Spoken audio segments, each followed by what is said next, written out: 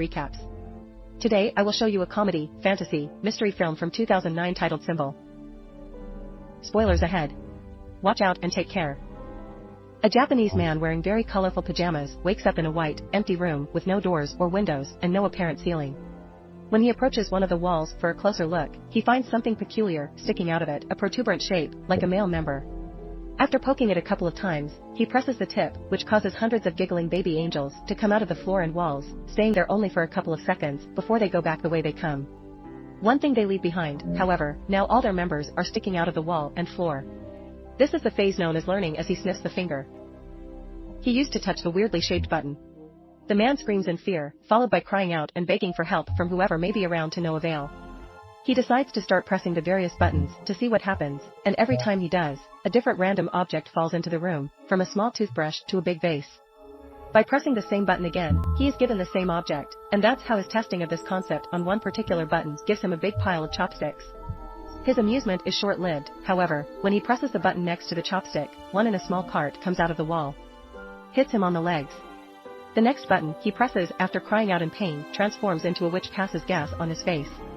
Hours later, the man has accumulated a huge variety of random objects in the room, and when he throws the ball at the wall, it presses a button that gives him sushi. This excites him, since he's been getting hungry, but he realizes that he's missing soy sauce. He asks his captors for it, but as always, he gets no answer, so he repeatedly presses one of the buttons until he has a bunch of sushi in front of him, but still no sauce.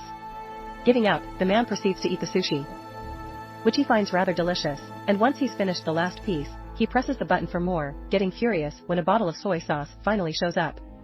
After angrily pushing the bottle out of the way, he presses a different button and gets a pair of old-school 3D glasses. When he puts them on, he manages to see a baby angel pointing at his member, and the man gets happy because he thinks he may have found the answer. However, after pressing that particular button, all he gets is a countdown and a giant appearing from above to pass gas on top of him. Some hours later, he's read 5 volumes of manga that he finds very entertaining, but when he presses a button to get the 6th, he gets the 7th instead. Frustrated, he starts trying other buttons, which give him 8 and 9, but still number 6. The last button he tries though has an important surprise for him. It opens a section of the wall that hides the door behind it. The man celebrates this discovery, but in his excitement, he loses track of which button is the one that opens the exit. He tries one at random and shockingly sees an African tribesman run from wall to wall. The next one makes water fall on his head.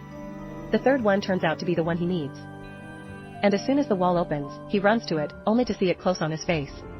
His second try ends the same way, and it's then he realizes that the door stays open as long as the member tip is down, so he starts trying out different ways to achieve it. First he goes for a runner position, pressing it with his foot. Next he hits it with a fly swatter from as far as possible, hoping the distance will make a difference in his running time. None of these work, and neither do pulling it with a jumping rope or hitting it with the air sent by a fan. His following plan is to get on the card and push it after pressing the button, but after a few tries, he comes to accept he simply can't control it. What he needs to do is find a way to keep the button tipped down. He puts the huge vase on top of it, but the button manages to stick back up again. So the man reaches the conclusion that he needs to fill the vase to make it heavier first. He tries the water button, but it's pointless. No matter how hard he tries to redirect the water, it only falls on him and nowhere else. His next attempt involves filling the vase with sushi, but it becomes so heavy, he can't even pick it up. The neck of the vase is also too narrow for his hands to go through, so there's no other choice but to use chopsticks and remove a bunch of sushi piece by piece moments later. Once he's removed enough, he manages to barely pick up the vase, so he does exactly that and takes it closer to the buttons.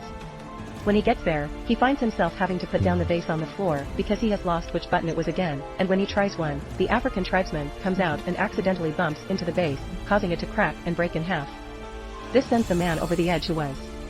He freaks out and yells non-stop, finds the right button, and begins covering it with sushi. This of course doesn't work either, and the little member pops up among the rice. Then the man tries covering the button with tape, followed by tape plus a steel plate, but nothing works. After taking some painkillers to deal with the pain caused by the door, every time it hits him on his back, and a nap as well, the man wants to wash his teeth, so he presses a button to get water. It was the wrong button though, and this one reveals a rope falling from the ceiling. This instantly improves his mood because it gives him an idea for a new plan. He opens the door, then uses the rope to swing himself across the room and make it before the door closes sadly. When he tries to open the door behind the fake wall, he discovers it's locked. He returns to the room just in time before the door closes, although it manages to hit him on his way out anyway, and in frustration he kicks the wall, activating one of the buttons and revealing the key floating in the middle of the room. Like it happens with the door, though, it goes away when the button perks out again, so the man must find a way to keep both the key in the room and the door open.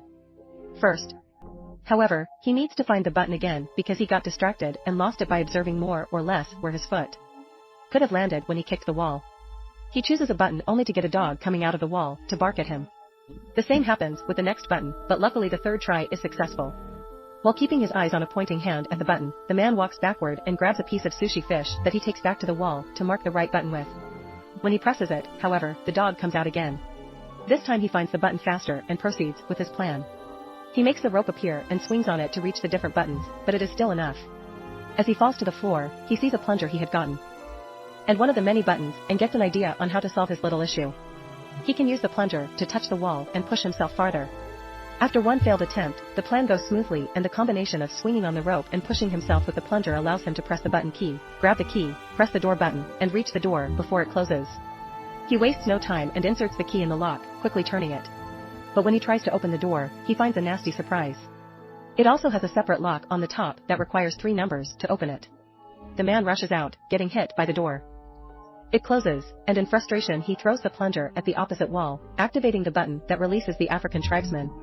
As he watches him walk by, he realizes something. There are 3 numbers painted on his forehead, which must be the combination he needs since the time behind the door is limited. The man goes through the process of doing the whole swinging on the rope and jumping deal 3 by 1 for each number to be put in. The third time, he stays there and opens the door, which is a bit stuck and he has to push extra hard to open it. When he finally manages to do so, the piece of wall behind him closes, leaving him trapped and without enough room to finish opening the door. Devastated, the man sits on the floor and starts crying, remembering all the fun he had with the objects he had gotten from the buttons. He had been locked there too, but at least he had room to move and entertainment, and now he realizes he didn't appreciate what he had while he could. Suddenly, he feels a breeze on his face, coming from the left wall. As soon as he touches it, he finds a crack that indicates it's a fake. He wastes no time and pushes the panel open before running out of there, soon reaching a mysterious hallway, floating in a pitch black area. It feels like he spends an eternity running towards an exit, and when he finally makes it to a room, his hair is longer and the colors of his pajama have faded. This room is also empty, and the door he uses closes as soon as he enters. But instead of baby angels here, there are adult ones who also disappear into the wall and only leave out their members to be used as buttons. This is the phase known as practice. Meanwhile, in a city in Mexico, little Antonio's family is worried because the father, a wrestler known as Escargot Man, is behaving more tacitly than usual. His wife. Since it may be because this next opponent is much younger than him, but the grandfather points out that what matters is experience, not youth. Escargot Man is picked up by his daughter sister Karen on her truck and she drives him to the wrestling ring so he can start getting ready early, which includes changing clothes and praying to the Virgin. At school, Antonio is being bullied by his classmates for betting on Escargot Man, calling him a weak loser. As the time for the match to start approaches, Sister Karen takes her van again and picks up Antonio and their grandfather to take them to see Escargot Man in action. Karen doesn't stay though. And Antonio and his grandfather find some of the last seats for themselves right before the show begins. The first team that enters the ring were the Northern Tough Ones formed by Super Demon and Tequila Joe. Then Escargot Man and his partner Silver Eagle, coming under the team name Kiss Me a Lot. Silver Eagle is the first one to fight for his team with a brilliant beginning, but he's soon overpowered when the Northern Tough Ones fight him together instead of one-on-one. They keep gesturing at Escargot Man, asking him to join the fight, but he refuses to do so until Silver Eagle pulls a trick to make Super Demon and Tequila. They'll hit each other, allowing him to escape. Escargot Man is quickly overpowered as well, but just when his opponent is about to hit him with a chair, the man in the mysterious room presses a member button and causes Escargot Man to magically extend his neck and knock out both opponents with a hit of his head in the room. Nothing happens, which calls the man's attention, so he keeps pressing the same button, causing Escargot Man to knock out Silver Eagle, the referee, Antonio, and even the bell. Seeing no results, the man starts trying out different buttons. One causes the singer of a metal band breathe fire above his audience during a concert in Los Angeles. The other makes a Russian magician fail his trick when he tries to make his assistant disappear, and the third one makes a man in China bark at his own docks. The man is about to give up when he sees some light coming from above and notices that unlike the last room here, there is no ceiling and he can see the angels flying around in the distance. He decides to try something completely new. This time, instead of pressing the member buttons, he will use them to climb the walls. It works, and every time he grabs a button with his hands or steps on them with his feet, something amazing. The earth happens from flowers blossoming to an elephant dying. The highest he goes, the more complex the effects become. It's not only nature anymore, there is also humanity in both the little and the big things like a toaster and landing on the moon. By the time he makes it to the top, both the man's hair and beard had grown long, and he doesn't need to hold on to the wall anymore. Now he can float as well, just like the angels.